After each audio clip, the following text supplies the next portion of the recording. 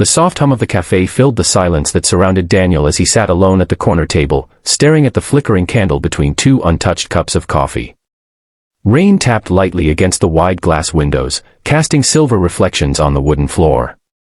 His hands were clasped around a warm mug that had long gone cold, but he barely noticed. Every time the door opened, his eyes lifted with hope, then dropped again when it wasn't her. The world outside was moving, but Daniel's world stood still. The truth was simple yet heavy: she wasn't coming. Or so he thought.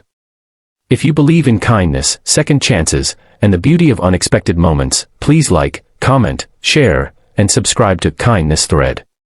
Let's spread stories that remind us hope still exists. It had been nearly an hour since Daniel arrived.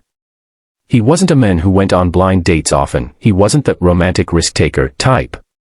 At 34, he had learned that love could be unpredictable, and sometimes painful. His last relationship had ended in quiet heartbreak. His fiancée had left just weeks before the wedding, saying she needed to find herself.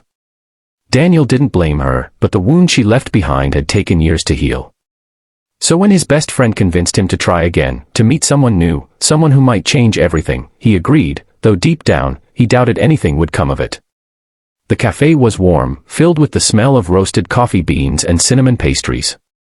Around him, laughter and conversation blended into a gentle hum of life.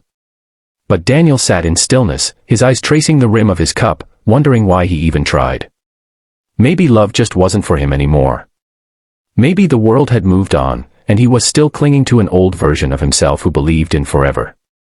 He glanced at the small card his friend had given him earlier that morning. Her name's Emily, it read, followed by a simple description: kind, single mom, loves books and rainy days. Something about that had made him curious.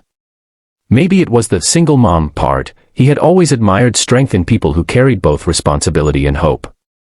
But now, as he looked around the cafe, no one seemed to fit that description. Every woman who entered was either with someone or walked straight to the counter, oblivious to the men sitting quietly in the corner, waiting for a date who never came. He sighed, pulled out his phone, and opened his messages. Still nothing. Maybe she changed her mind. Maybe she saw his photo and decided against it. He wouldn't blame her.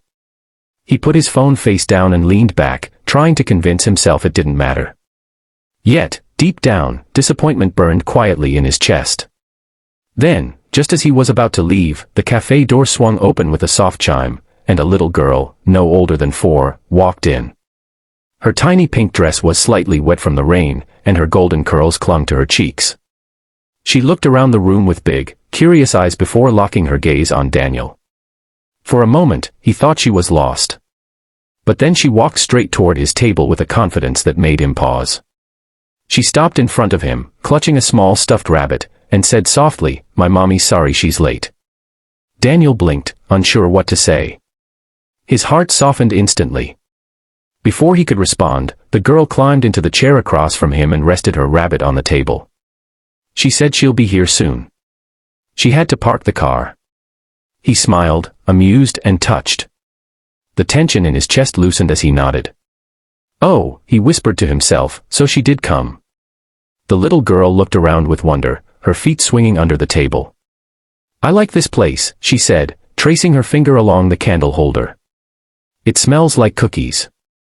Daniel chuckled softly, unable to resist her innocence.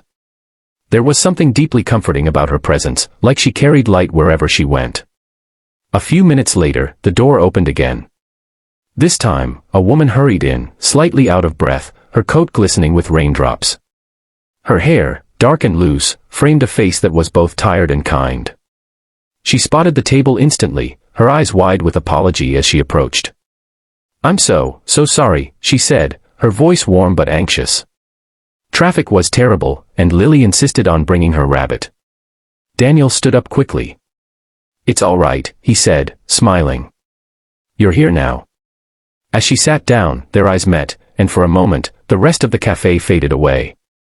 Emily had a quiet strength about her, the kind that didn't need to be announced. It was written in the soft lines around her eyes, in the way she gently brushed her daughter's hair aside, and in how she smiled even when tired. The conversation began awkwardly, as blind dates often do. But soon, laughter found its way in. Emily told him about her work as a children's book illustrator, about how Lily loved bedtime stories and refused to sleep without her rabbit. Daniel shared bits of his own life, his job as an architect, his passion for sketching old buildings, and how he often spent weekends helping his neighbor fix things around the house. They discovered small, surprising connections, both loved quiet mornings, hated saying goodbye, and believed that good people still existed, even in a noisy world. As the rain poured harder outside, the cafe grew dimmer and cozier. Lily dozed off on the seat beside her mother, her head resting on Emily's lap. Emily's voice softened when she spoke of her past, how she had been married young, how life had taken unexpected turns, and how she had learned to build peace from brokenness. Daniel listened quietly, feeling something he hadn't felt in years, a calm sense of belonging. Hours passed unnoticed. By the time they stepped out into the rainy night, the city lights shimmered through puddles on the sidewalk.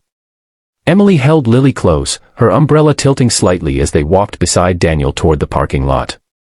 There was no grand romantic gesture, no dramatic goodbye, just a lingering warmth in their words, and a shared silence that spoke more than any confession could. That night, as Daniel lay in bed, he replayed the moment Lily had walked up to him. "My mommy's sorry she's late."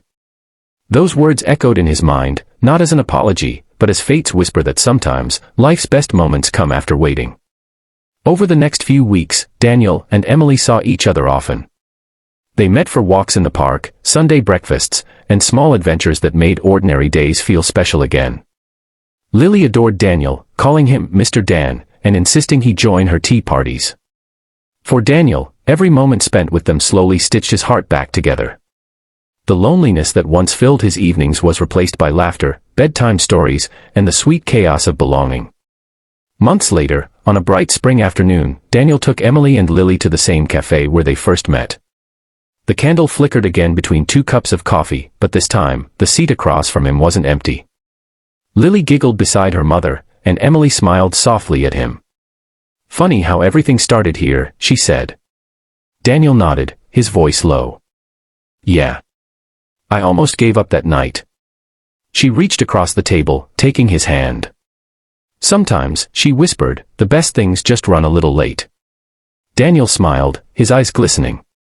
He realized that what he thought was an accident of timing was actually life's gentle reminder that love, when it's meant to be, always finds its way, sometimes through a little girl with a stuffed rabbit and a message that changed everything. If this story touched your heart, please like, share, and subscribe to Kindness Thread. Every small act of engagement helps us spread hope and love to more people who need it. Before you go, comment below, do you believe some people are destined to meet, no matter how long it takes? As the rain began to fall again outside that little cafe, Daniel looked at Emily and Lily and knew, some stories don't start on time. They start when your heart is finally ready to receive them.